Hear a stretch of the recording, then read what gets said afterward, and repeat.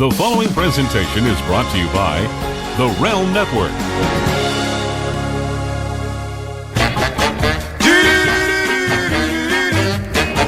Chicken head, chicken feet, chicken necks is all I eat. Hello, everybody. Welcome to Bucket Full of Chicken Necks. It is Friday, and I got to tell you, man, I'm absolutely exhausted this week.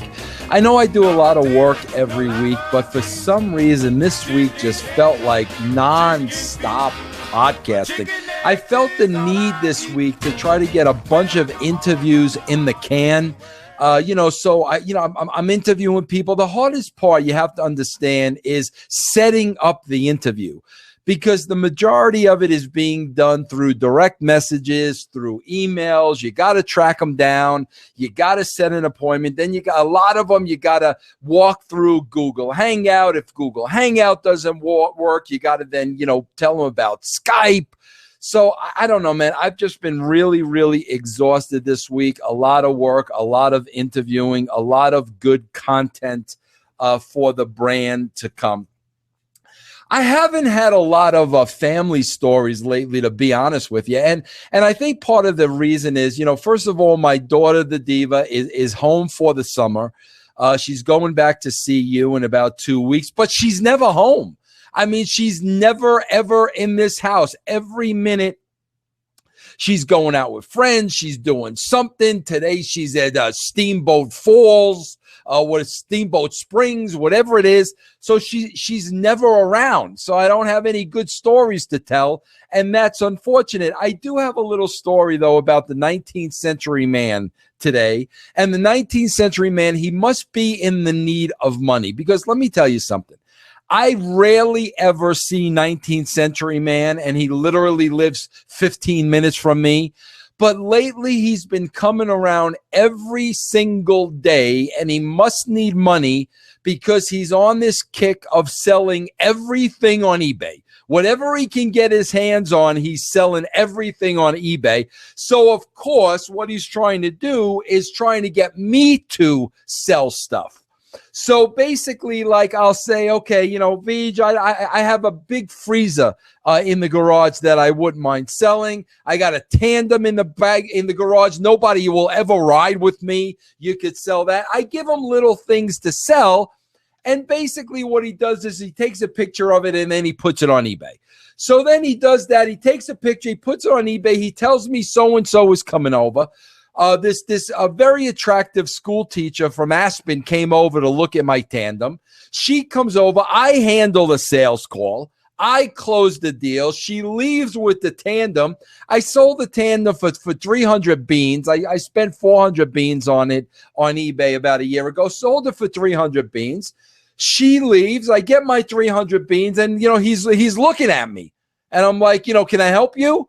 And he goes, yeah, I took the picture. I posted it. I got her to come. I said, yeah, bro, but I closed the deal. I sealed the deal. The lady came here. I sealed the deal. I made the deal. So he made me feel bad. So out of a $300 deal, I threw the kid $100, which I think was too much, to be honest with you. A third of the money for taking a picture and putting it on eBay. It should be that easy to make money, me doing the brand here, where I got to scratch and claw for every single member of the brand. This kid, he takes a picture, click, click, boom, eBay, here's a $100 bill. So now I've set the bar at $100. So now the freezer is up for sale. He's trying to sell the freezer, I think, for $500. What does that mean now? Does $500 mean I got to give him $150? Does 500 equal 200? All he's doing is taking a picture of the freaking thing. And if I could figure that out, how to take a picture with my phone and plug it into my computer, I could cut out the 19th century man altogether. I don't even need him acting as the middleman. But I'm going to see where this thing goes, because if it starts costing me a lot of money, I'm cutting bait. I'm going to do it myself.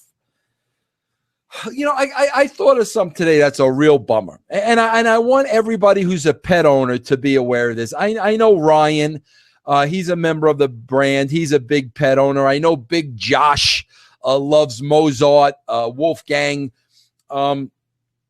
So You got to be aware of this as pet owners, because it just dawned on me today. I got Yogi. Yogi's the only friend in the world I have. I'll be honest with you. I don't like being around people. I don't really like talking to people. I don't like talking to my family. I like Yogi's like really the only guy I have. When I feel like talking to somebody, I could talk to Yogi. He doesn't answer back. He's going to listen to what I say. He's going to wag his tail and lick me no matter what. And, here's the thing. Every time I guarantee you this is probably when 95% of the dogs out there. And I don't think we ever think about this. Every time Yogi goes out, when he comes back, I give him a treat. I give him, immediately I let him outside. He does his business. He comes back. He immediately goes to the treat closet. Now, I'm going to tell you, he works me sometimes, because sometimes like every 15 minutes he wants to go out, and he'll go out, be out for 2 seconds, start pouring at the glass door, come in and go right to the treat door, because he knows I'm going to give him a treat if he goes out. So sometimes he works me. But then there are a lot of other times where I let him out, I let him back in, he goes right to the treat door, and I forget to give him a treat. And like he kind of waits there at the treat door, but then I'm on to my next podcast, I'm on to a phone call, I'm on to doing something else, and I never give him that treat. And I didn't realize that today. I must stiff him. I'd say probably 7 times a week, at least once a day, I probably stiff them with no treat.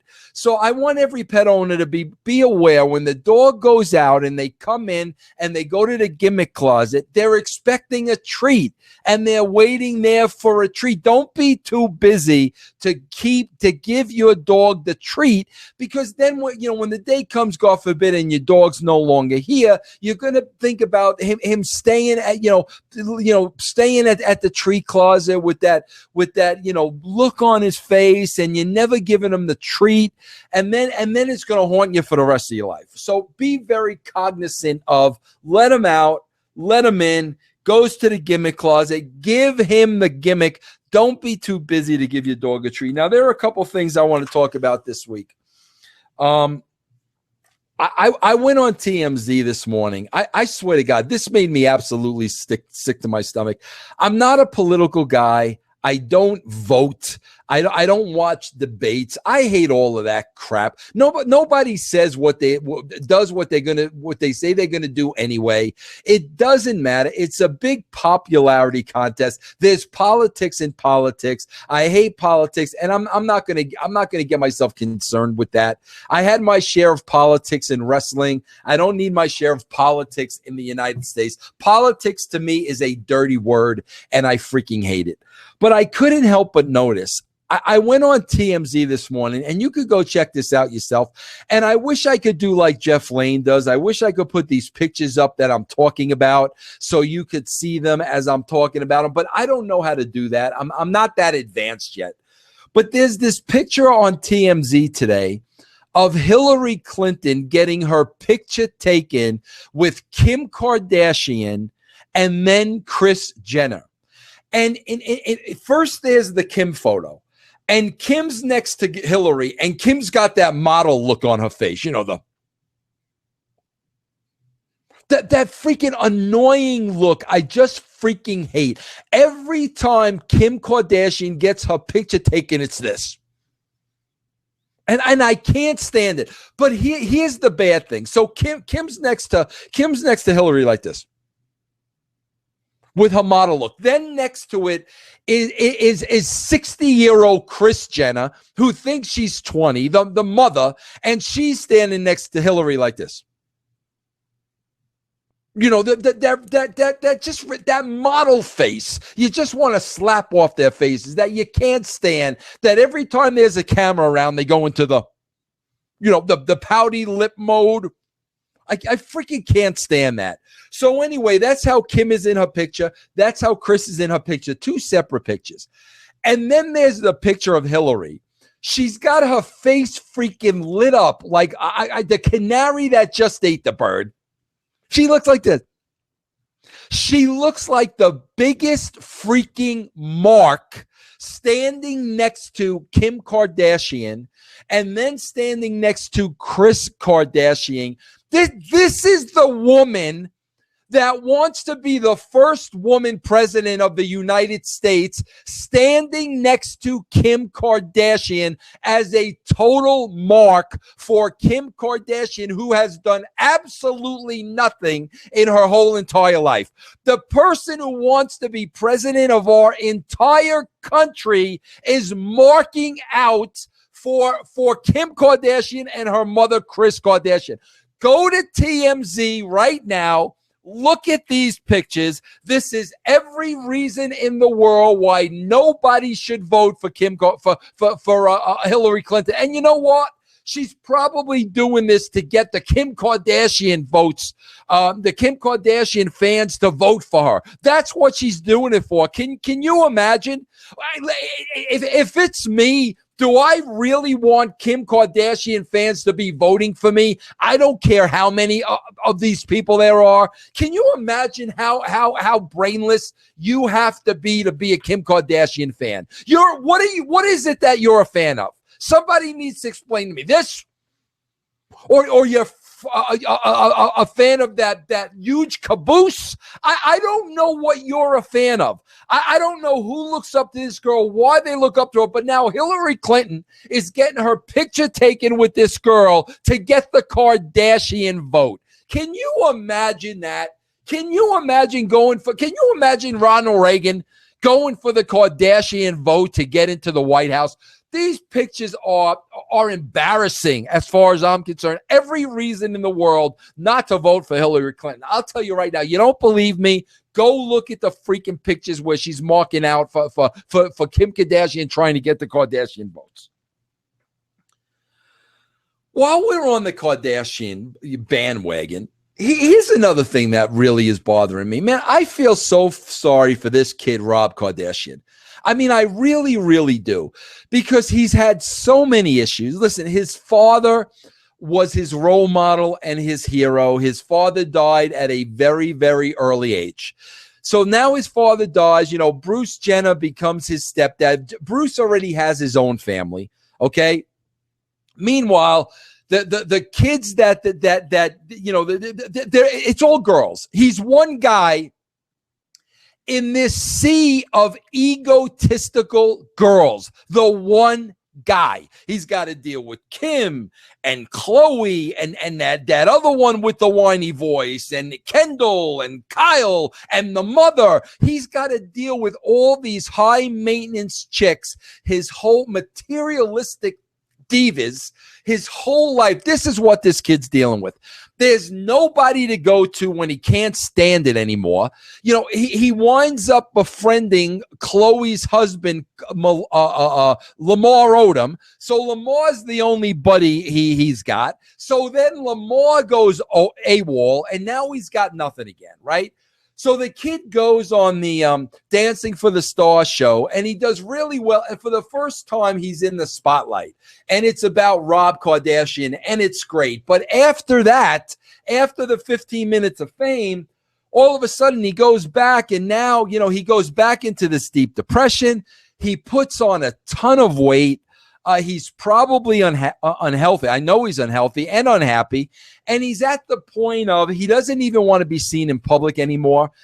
Bro, listen, add to that, my stepfather just became a woman. I mean, literally, think about what this kid, Rob Kardashian, is going through, right? But here's the deal. Like, that's not well enough alone. The kid is dealing with weight issues now, health issues now. He's become a hermit. He doesn't want to be seen in public. He doesn't even really hang around, you know, with his family that much anymore, whatever the case may be. But now here's what you see every day with these sisters, right? Now Khloe, every day we got to see the pictures of her working out and losing 35 pounds, and she's topless on this magazine cover, and she's bottomless on that magazine cover, and Khloe, and oh my God, you look great, and look at that waist. Can you imagine being a sister? Your brother is dealing with weight issues, and it's affecting his health and it's affecting his psyche, and you're going to go around and parade your body on the cover of every freaking magazine out there. Do you understand just how egotistical and selfish and crude and absolutely disgusting that is? You're going to parade, oh, I lost 35 pounds. Look at my boobs. Look at my boobs. While your brother is suffering with a weight issue and reaching out for help. That's why I can't stand these girls. And you know what? I shouldn't judge them. I know I'm being a bad Christian by judging them, but I can only imagine how it affects this kid, Rob Kardashian. And not only that, let's go one step further. Let's talk about Caitlyn. You know, I saw the first I Am Caitlyn episode, and I was okay with it because she reached out to a family that their young son, you know, he had transgender tendencies. He wound up committing suicide. Caitlyn went to the family's house, met with the mother, talked about the son. You know, I want to be the spokesperson for transgender, blah, blah, blah. Great. I got all that. It was great. But now we're in episode number 2, and I got to be honest with you. It's getting a little creepy for me. And I'll tell you why it's getting creepy, because at the same time, I'm looking at Rob Kardashian over here and what this poor kid is going through. His father has passed away. He's in desperate need of a male role model, and his father's a woman. Can you even imagine that? Now, listen, I'm all for Bruce. I'm 65 years old.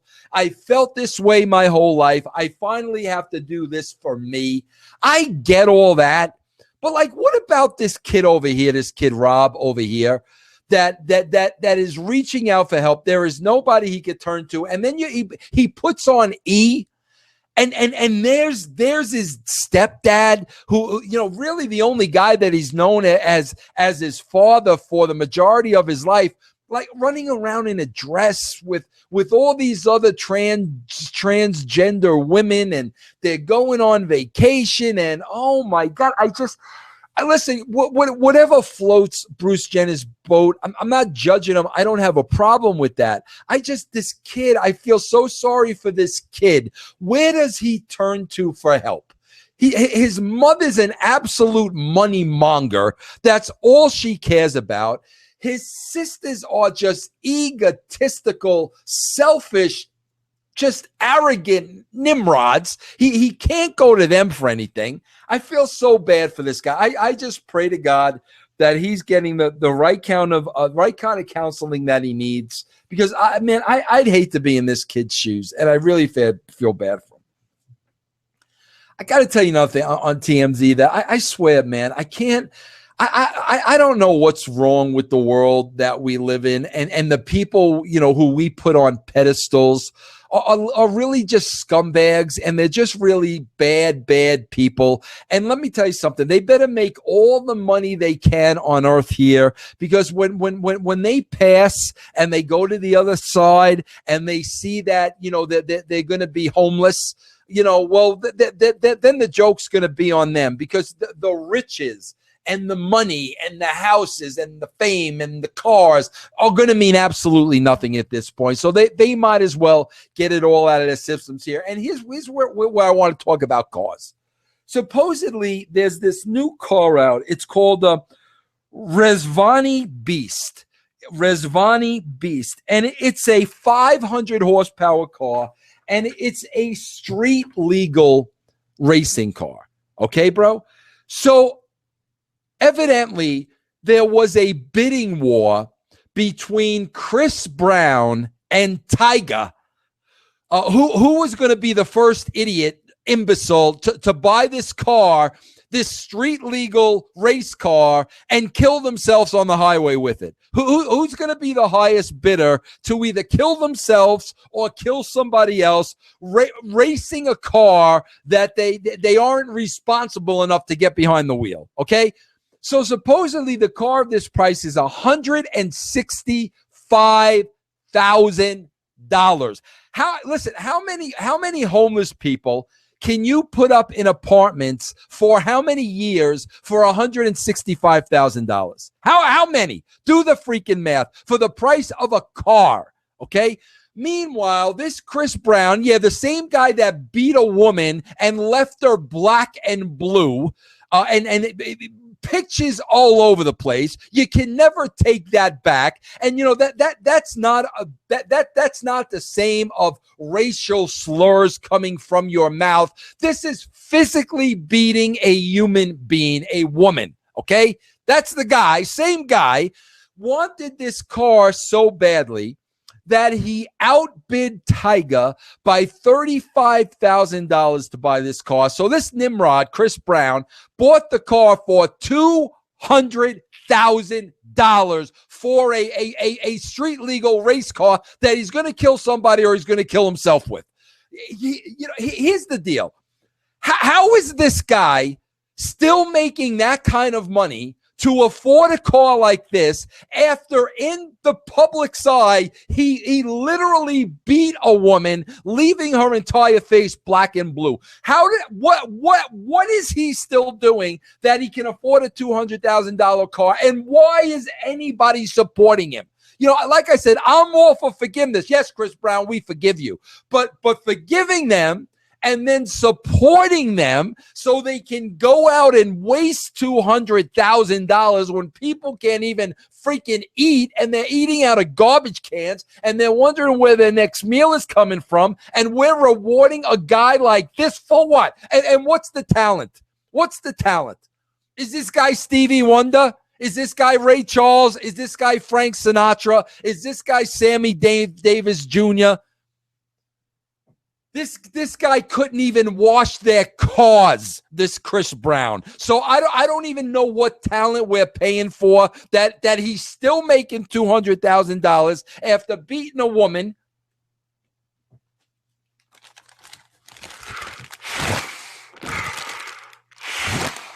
After beating a woman, and so he can go out and buy a car that he can kill himself or somebody else. Listen, this is all on us, man. This is all on our society. We're doing this. We're putting people like this on the pedestal, on the forefront. We're celebrating people like this. Meanwhile, we got veterans who lost legs in Vietnam, who got killed in Iran and Afghanistan, and this guy's buying a $200,000 race legal car. How about giving them the $200,000? The people that served our country. How about firemen? How about policemen? How about hospital workers? How about teachers? We got to stop with rewarding these people that don't deserve to be rewarded. I don't even want to know what the Kardashian combined bank account is, because now you got the 18-year-old Kylie doing a birthday party. She's getting paid $200,000 to go to her own birthday party. What is the bank account of all those Kardashians combined? And you could throw Caitlyn in that mess now, because Caitlyn's technically a Kardashian. What is wrong with us that these are the people we look up to? I don't understand. That's my rant. That's my rant, people. We have to smarten up. We have to be aware of who we throw our money to, where our attention is going, who we glorify, who we put up on a pedestal. Because when you put people up like that on a pedestal and the younger generations are looking up to those people, they're striving to be those people. You know how many little girls want to grow up to be Kim Kardashian? For what?